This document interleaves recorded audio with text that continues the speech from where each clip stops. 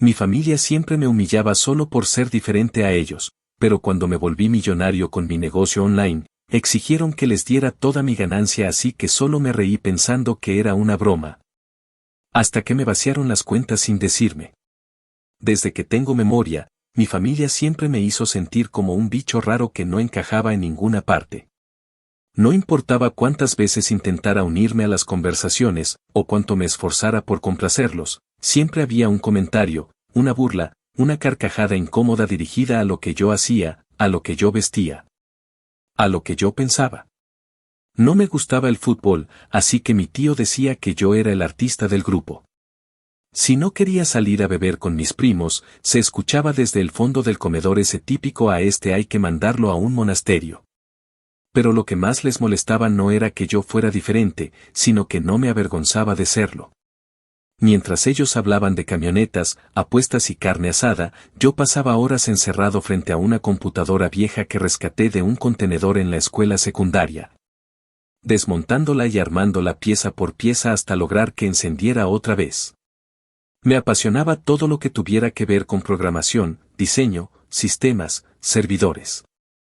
Y claro, en mi casa eso no era talento, eso era una pérdida de tiempo, jugar con maquinitas, como lo decía mi madre con un tono condescendiente que me daban ganas de meterme los puños a la boca para no gritarle. Crecí en una familia donde el éxito era medido en músculos, en fiestas, en cuántas mujeres se habían acostado contigo o cuántas veces te habían metido en problemas. La masculinidad era una máscara sucia que todos llevaban con orgullo, y yo, simplemente no encajaba.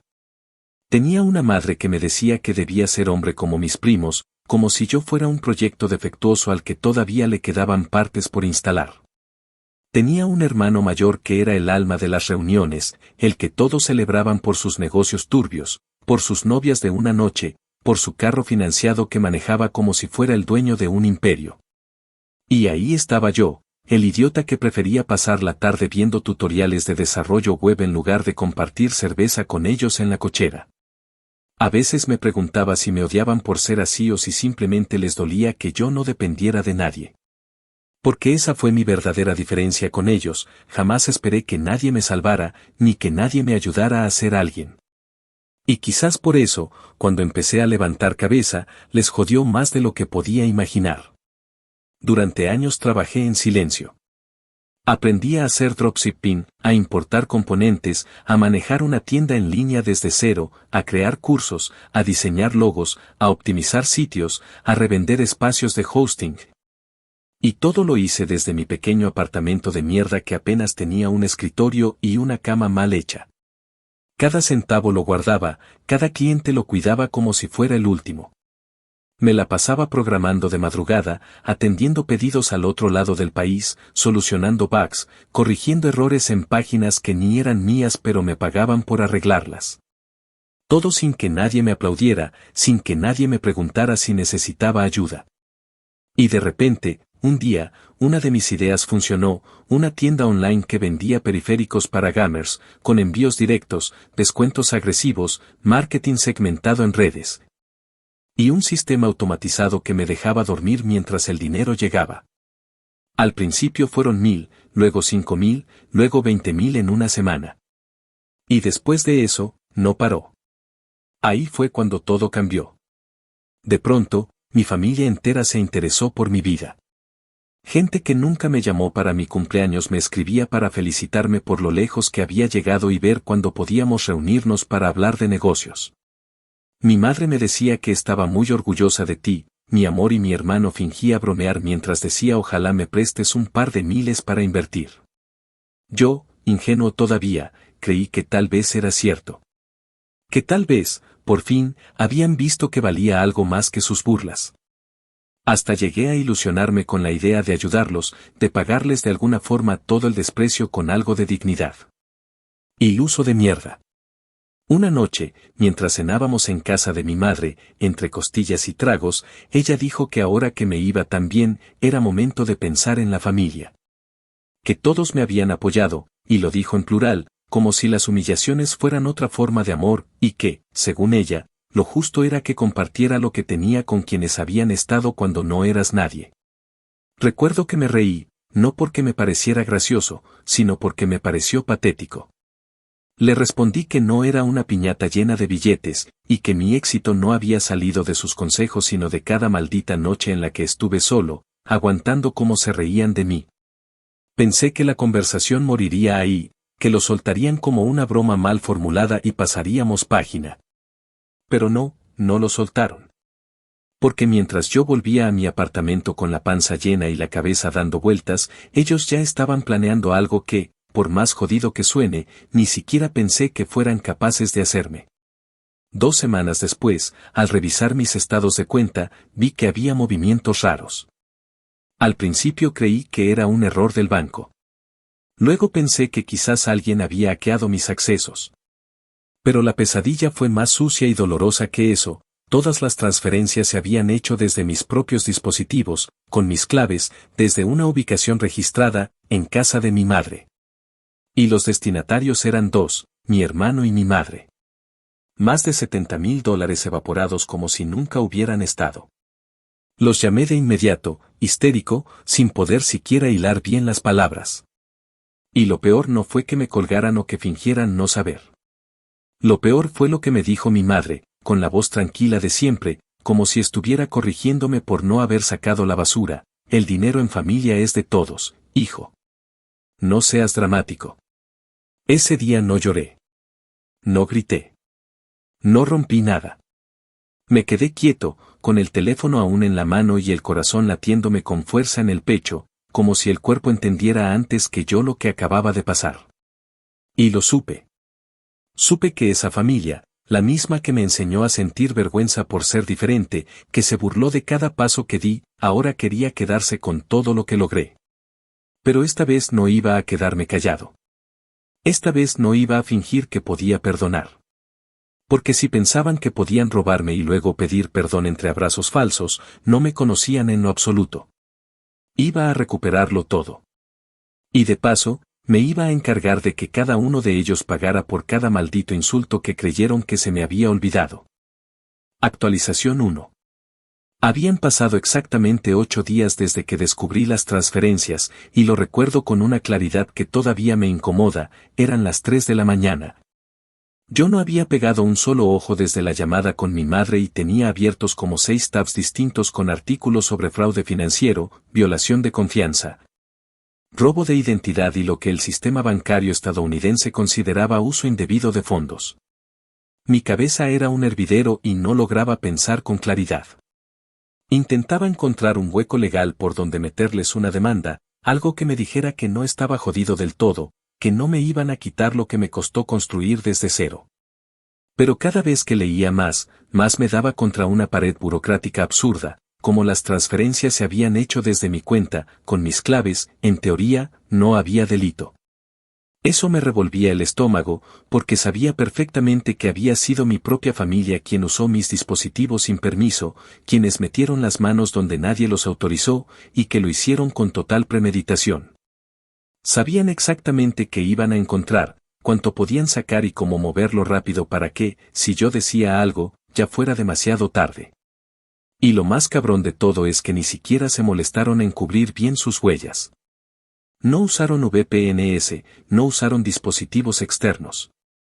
Todo salió de mi laptop, de mi IP, de mi puto router que, como buen idiota, dejé conectado en su casa cuando fui de visita porque se quejaban de que su wifi era una basura. En algún momento pensé que quizás solo querían revisar mi trabajo, que a lo mejor mi hermano quería aprender algo. Qué jodidamente ingenuo fui. Llamé al banco al día siguiente, apenas se hicieron las 8 de la mañana, y me atendió una mujer con voz amable que, en menos de 5 minutos, me dejó claro que poco podían hacer. Que habían rastreado los movimientos, que coincidían con mis dispositivos, que al no haber un cambio súbito de claves o una denuncia previa por sospecha de acceso indebido, todo quedaba dentro de lo previsto en los términos y condiciones. Le pregunté si no le parecía una locura que alguien pudiera entrar a mi computadora, usar mi cuenta, vaciarme sin que yo diera una sola autorización, y me contestó lo mismo que seguro repite 20 veces al día. Entiendo su frustración, señor, pero desde el punto de vista técnico, no es posible que proceda como fraude. En otras palabras, estaba solo. Solo contra la gente que me crió, contra los que compartían mi sangre y mi apellido. Y lo peor es que a ellos les daba igual. Ni un mensaje. Ni un hablemos. Solo silencio. Como si su plan hubiera sido exactamente ese, hacerme sentir que ya no tenía escapatoria, que se habían salido con la suya, y que si abría la boca quedaría como el loco desagradecido que no sabe compartir con la familia. Pero si algo había aprendido en esos años de construir negocios desde la nada, es que siempre hay una salida. Así que me tragué el orgullo, me enjugué la rabia con café negro, y empecé a mover contactos. No amigos, porque casi no tenía, pero sí conocidos. Uno de ellos era un viejo cliente mío, un tipo medio paranoico que una vez me contrató para diseñarle un sitio con acceso doble cifrado y una interfaz privada porque decía que su ex lo espiaba. Ese tipo me recomendó a su abogado, un hombre de mediana edad con cara de no dormir nunca y una capacidad para leer cláusulas que parecía sacada de una novela.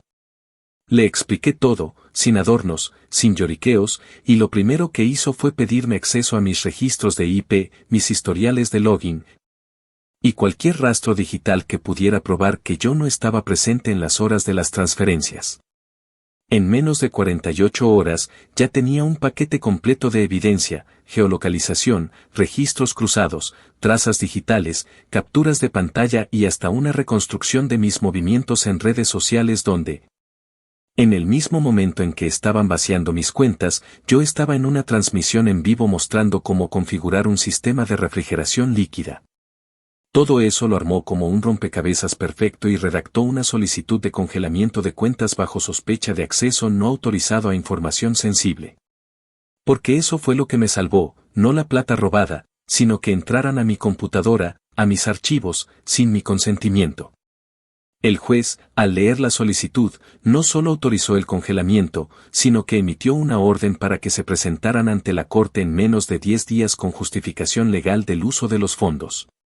Cuando les llegó la notificación, no me llamaron. No me mandaron ni un ¿qué es esto?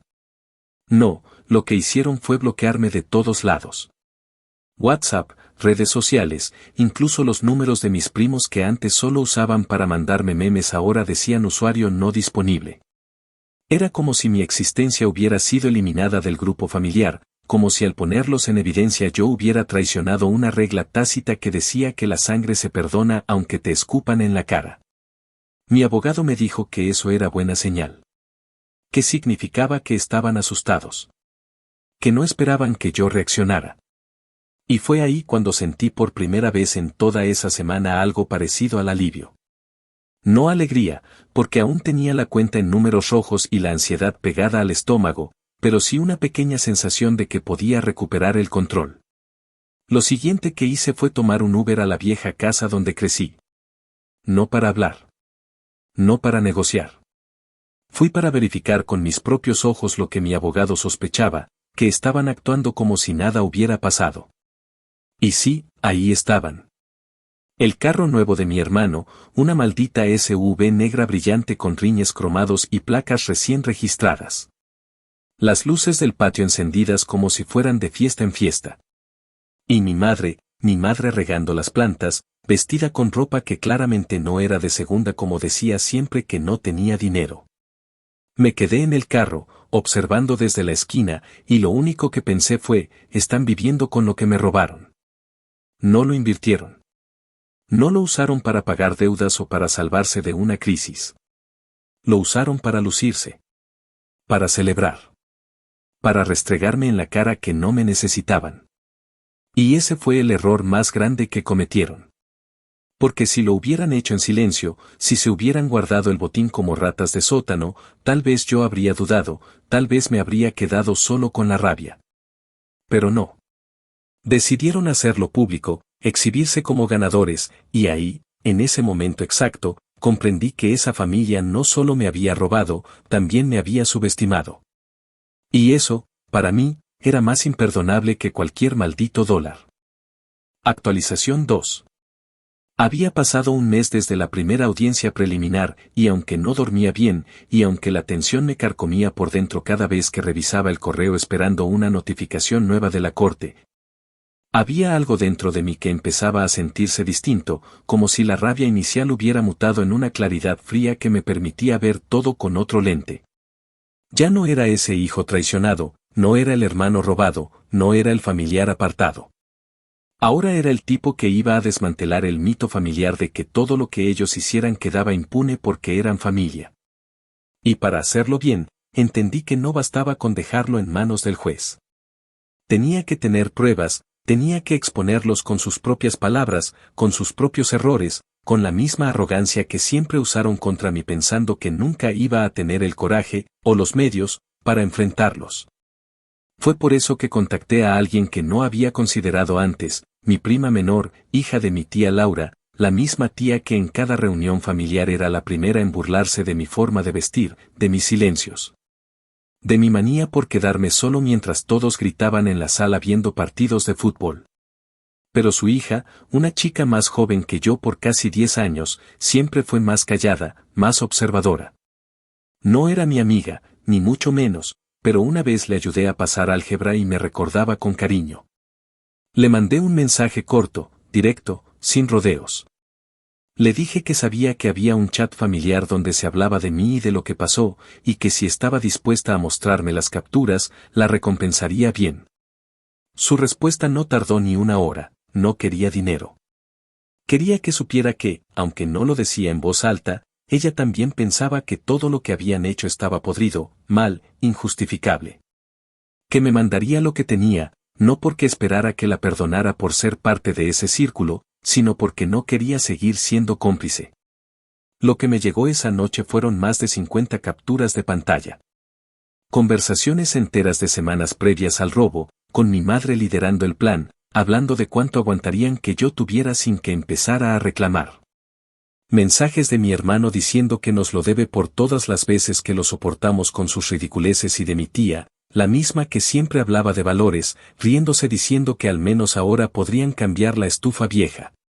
Un puto festival de traición, sarcasmo y malicia donde me trataban como si yo fuera un banco con patas. Leí todo sin parar, sin respirar casi, y cuando terminé, sentí una mezcla entre asco y determinación. Ya no era solo que me hubieran robado el dinero. Me habían deshumanizado. Me habían reducido a una fuente de ingresos accidental que tuvo la osadía de salir adelante sin pedirles permiso. Y ahora que lo tenían todo impreso, documentado, con fechas, nombres y capturas limpias, sabía que tenía una bomba en las manos.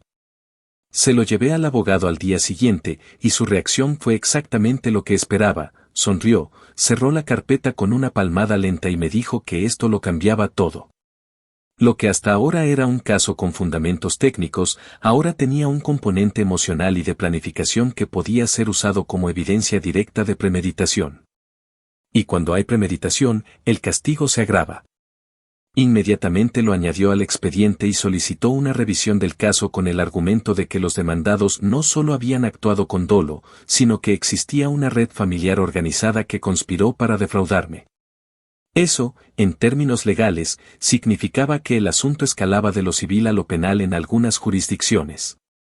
No porque fueran mafiosos, aunque la actitud no distaba mucho, sino porque usaron su cercanía emocional para ejecutar un robo aprovechando la confianza. Eso, en Estados Unidos, tiene un nombre bien claro: abuso de confianza y conspiración para cometer fraude. Y yo no iba a dejarlo pasar. El día de la nueva audiencia, la tensión en la sala se podía cortar con una navaja. Mi madre no me miró ni una sola vez. Iba con un vestido que seguro le costó más de lo que decía que ganaba al mes, y sostenía un pañuelo en la mano como si ya se estuviera preparando para fingir una crisis nerviosa. Mi hermano, con su chaqueta cara y su peinado perfecto, parecía más molesto que asustado. Como si todo esto fuera un show al que lo habían obligado a ir. Y cuando el juez comenzó a leer en voz alta los mensajes, uno por uno, sin omitir ni los jajaburlones, ni los comentarios en mayúscula donde literalmente hablaban de vaciarle lo necesario y luego pedirle perdón, todo el salón se quedó en silencio. No había forma de justificarlo. Ni con lágrimas. Ni con excusas. Ni con el discursito barato del no sabíamos lo que hacíamos. Cuando mi abogado terminó de leer la última prueba, el juez solo hizo una pausa larga, y dijo: lo que aquí se describe no es solo un acto ilegal. Es una traición. Y juro por Dios que en ese momento sentí que por fin alguien lo había entendido. El juez fijó una nueva fecha para la audiencia principal, ordenó congelar de inmediato todas las cuentas relacionadas con mi madre, mi hermano, y mi tía, porque sí, ella también recibió parte del dinero. Y les prohibió cualquier transacción mayor a $1000 sin notificación al tribunal. También les dio 10 días para justificar con documentación legal cada gasto mayor realizado en los últimos 3 meses. Mi hermano rompió en insultos apenas salimos de la sala. Dijo que yo era un desagradecido, que le estaba arruinando la vida a mamá, que no podía creer que estuviera ventilando a la familia así. Yo no le respondí. Solo lo miré, sonreí con una calma que estoy seguro lo hizo hervir más, y le dije que acababa de empezar. Porque no me iba a conformar con que les congelaran las cuentas. Quería que perdieran cada centavo mal habido. Que se les viniera abajo la imagen de familia de valores que tanto vendían en Facebook. Que cada uno de esos mensajes fuera la bala que deshiciera la idea de que siempre iban a salirse con la suya. No iba a parar hasta verlos temblar. Porque yo no olvidé nada. Y ahora tenía pruebas. Tenía tiempo. Y tenía toda la intención del mundo de hacer que esto fuera inolvidable para ellos también. Actualización 3.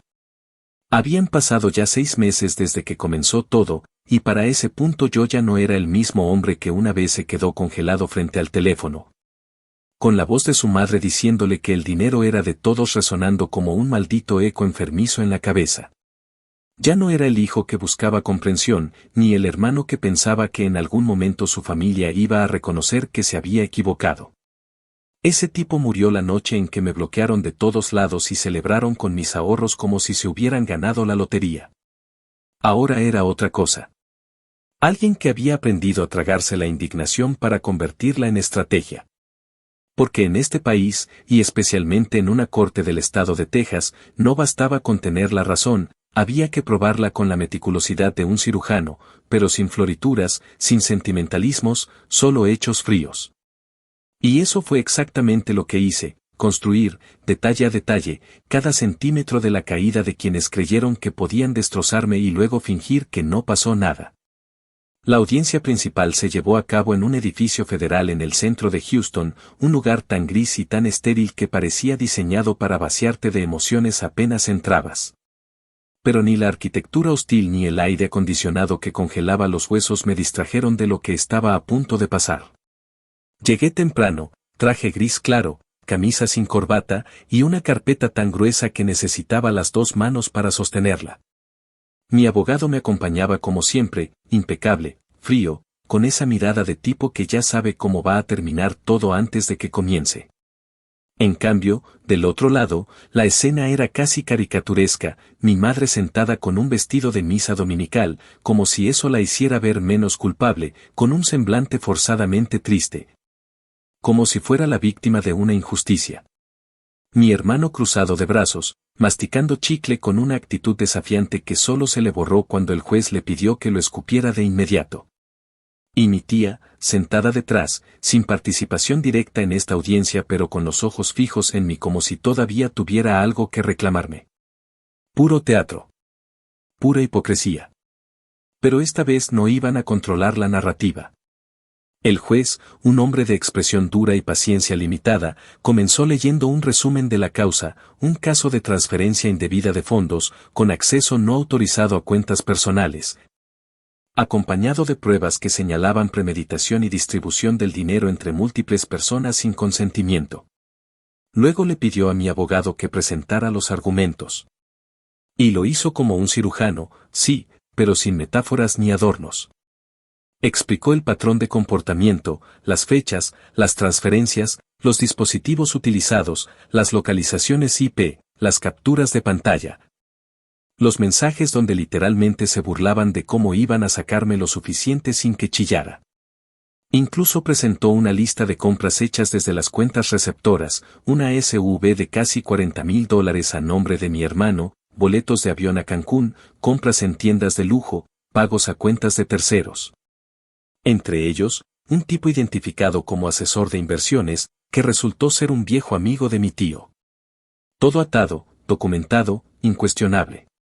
Mi madre intentó hablar, pidió permiso para aclarar algunos puntos, y lo que salió de su boca fue una mezcla de chantaje emocional barato y una defensa ridícula.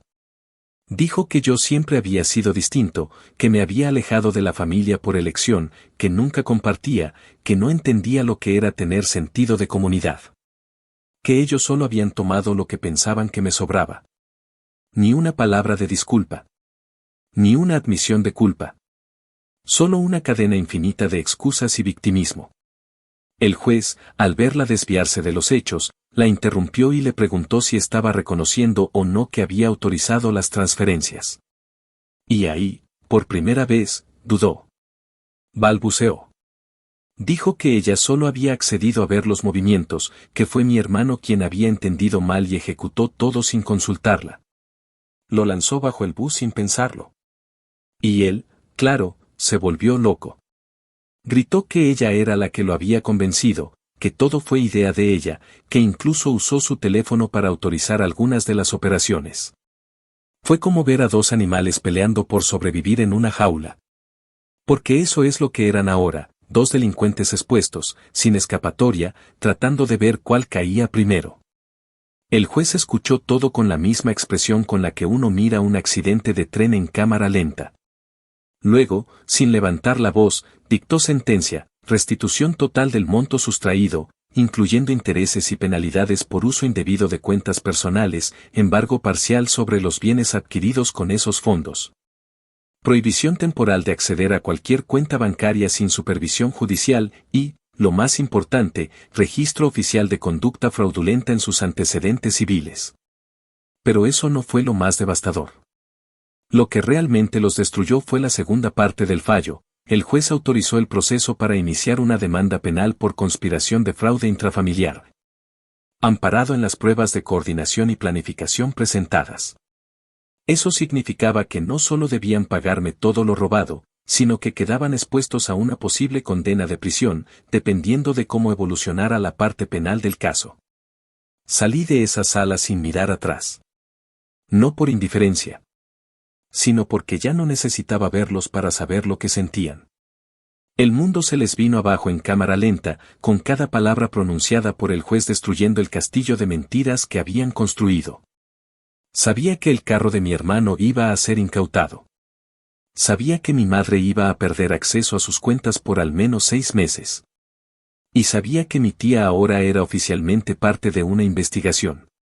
No me alegré como pensaba que lo haría. No salté, no grité, no festejé. Solo respiré hondo. Porque a veces, lo que más se necesita no es venganza ruidosa. Es justicia silenciosa.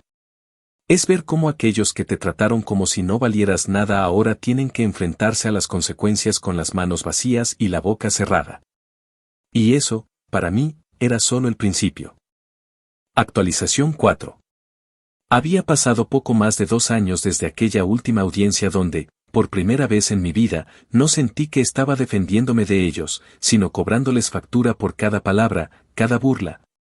Cada humillación que me habían lanzado como si fuera parte del aire que se respira en una familia como la nuestra. No fue fácil dejarlo todo atrás.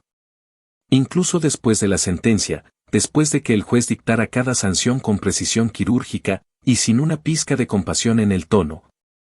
Seguía sintiendo esa presión en el pecho cada vez que abría una notificación del correo o escuchaba el nombre de mi madre en voz alta. Porque aunque ya no tenían cómo lastimarme económicamente, aunque me habían sido devueltos gran parte de los fondos, y aunque el auto nuevo de mi hermano ya había sido vendido en subasta por el condado.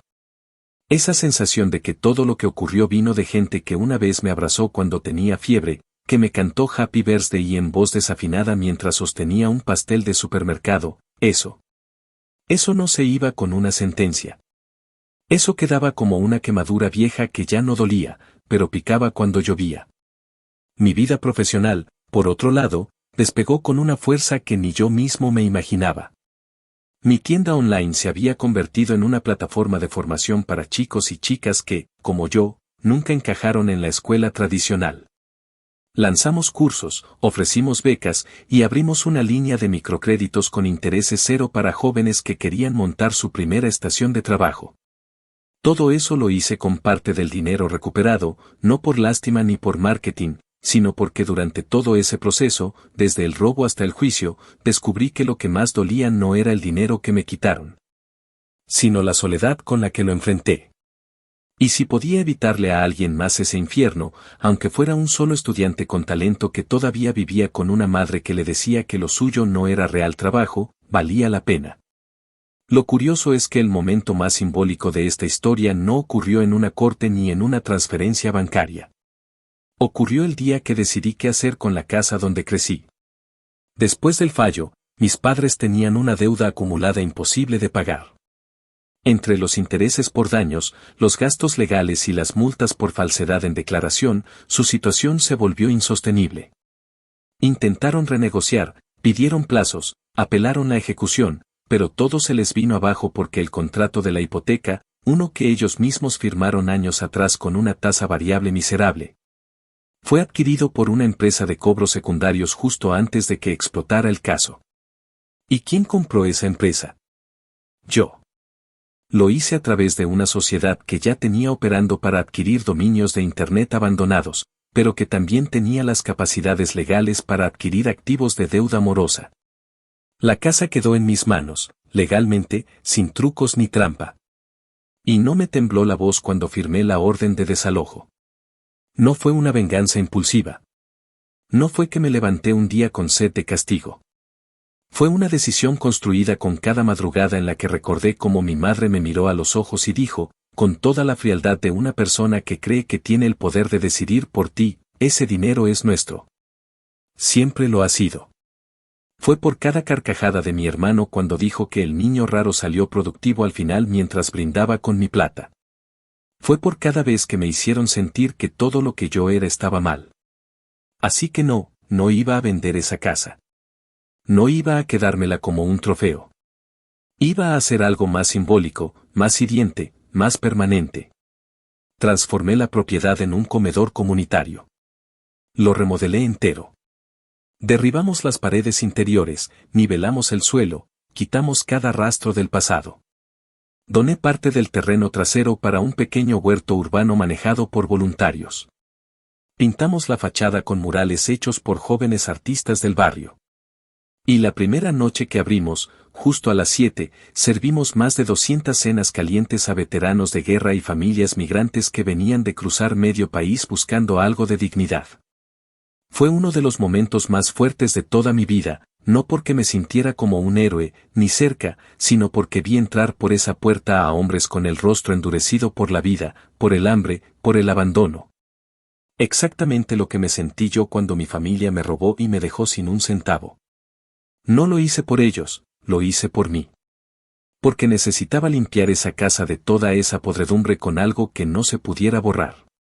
La prensa local se enteró rápido. Un periodista de un canal de Houston hizo una nota corta sobre la transformación del lugar. No dije mi nombre. No hablé del caso.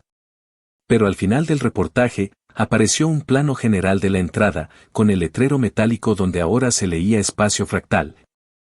El nombre que usé en mis primeros foros de diseño cuando apenas tenía 15 años y soñaba con que algún día alguien me escuchara. Lo gracioso fue que, sin quererlo, toda mi familia vio esa nota.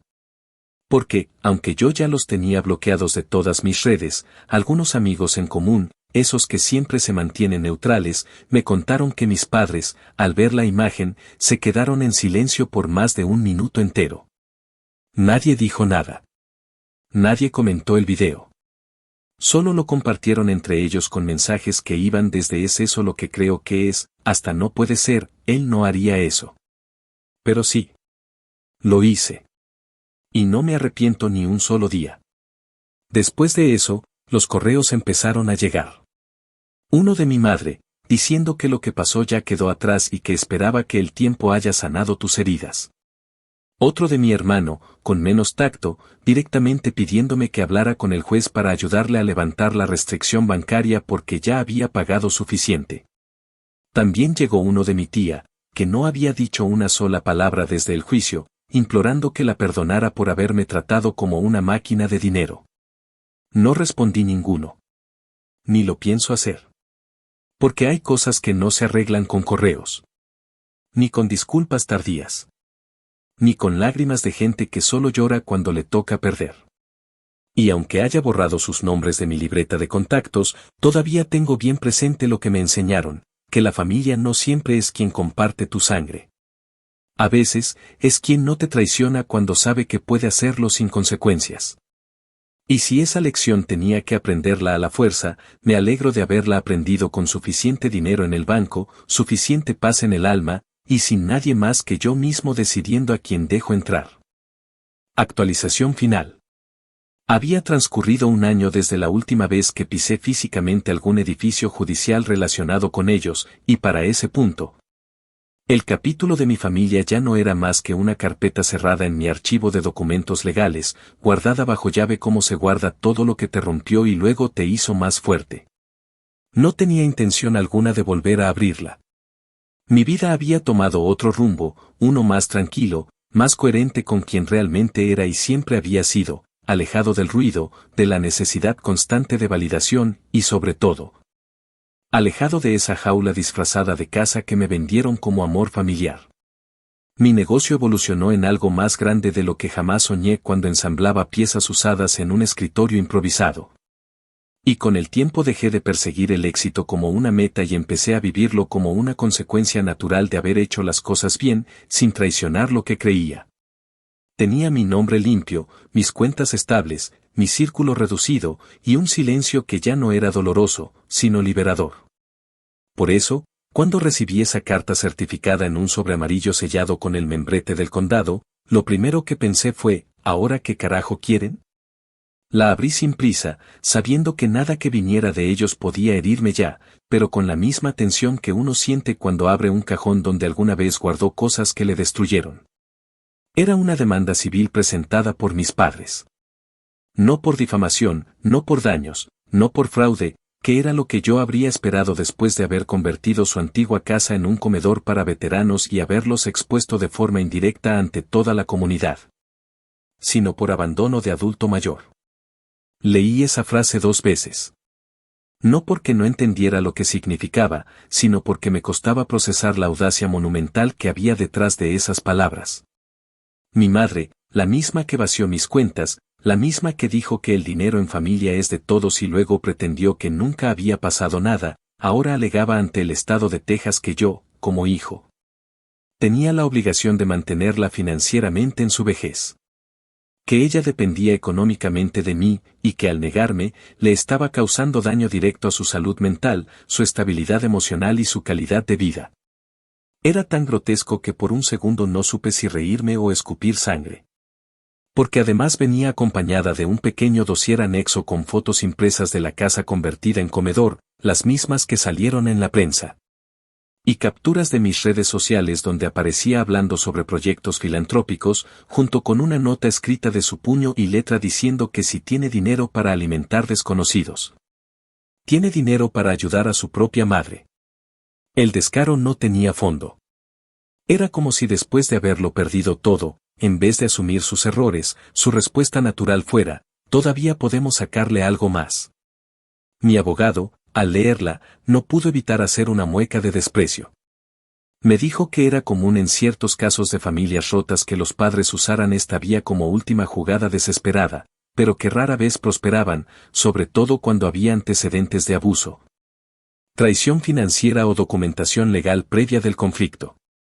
Aún así, no me confié. Preparé una contrademanda. No solo reuní todas las pruebas del caso anterior, sino que recopilé documentos que ya no había tenido necesidad de usar antes.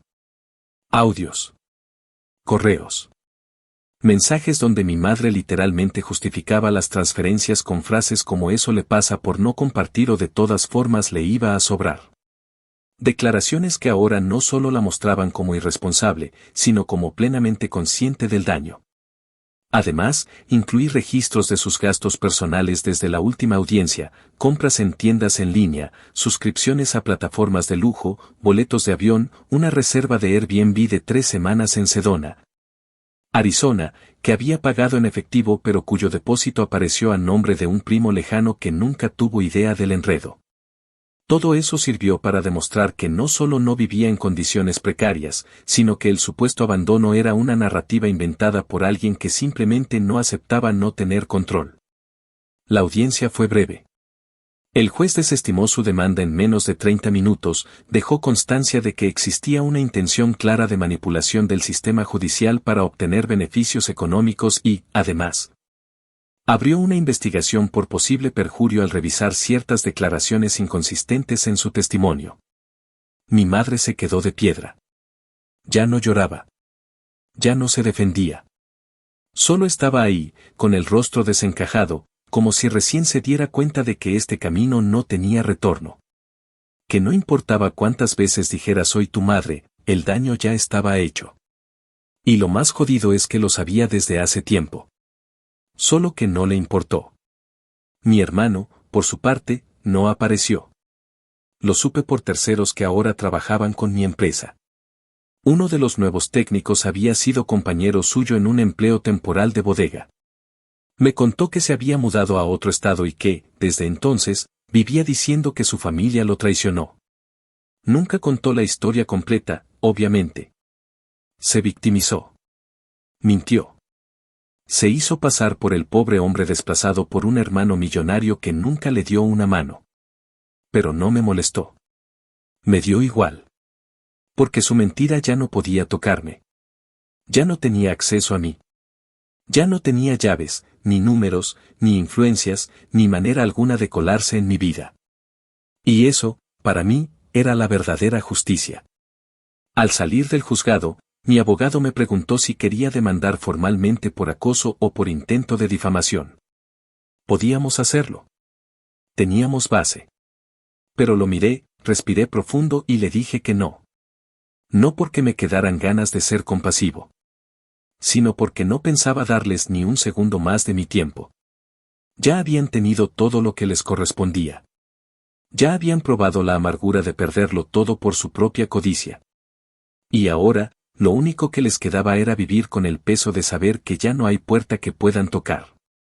Que el hijo que siempre vieron como el raro, el que no encajaba, el que no bebía, no cazaba, no gritaba como los demás, fue el único que supo construir algo real. Y también el único que tuvo el valor de dejar atrás el apellido cuando fue necesario. Hoy, cuando camino por la calle y alguien me reconoce por el proyecto de formación digital o me agradece por el comedor comunitario, no digo nada sobre mi historia. No les cuento que antes de todo esto fui traicionado por la gente que más se suponía que debía protegerme. Porque ya no me define. Ahora me define lo que hice con ese dolor. Lo que construí con cada pedazo que me arrebataron. Me define no haber cedido, no haberme rendido, no haber creído que el hecho de compartir sangre con alguien te obliga a soportar cualquier cosa. Ellos me enseñaron eso. Con cada golpe, con cada mentira, con cada maldita transferencia disfrazada de deuda familiar. Y si algún día vuelven a tocar mi puerta, porque la vida da vueltas, y ellos ya probaron que no saben perder con dignidad, no necesito decirles nada. No necesito insultarlos. Solo cerraré la puerta de nuevo. Y seguiré caminando. Porque ya entendí que hay familias que se cortan como se cortan las cuerdas de un barco que solo te hunde. Y yo, por fin, estoy navegando solo. Sin lastre. Y sin mirar atrás.